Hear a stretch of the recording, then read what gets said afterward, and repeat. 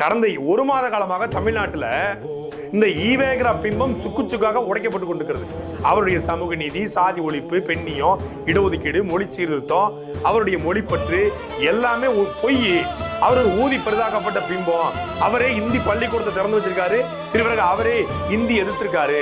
அவர் பெண்களுக்கு கர்ப்பப்பையை எரிய சொல்றாரு. ஆனா கட்சிக்காரங்களுக்கு சொல்லியிருக்காரா?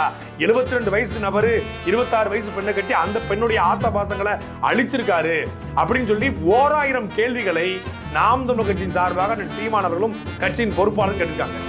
இந்த ஈவேரா தான் தாவேகாவுடைய கொள்கை தலைவர்ல முதன்மை தலைவர். அவர்கிட்ட இருந்து நாங்க இதை கத்துக்கிட்டோம், அதை கத்துக்கிட்டோம் அப்படின்னு சொல்ற தாவேகா ஒரு மாசமா பொத்திக்கிட்டு இருந்துச்சு.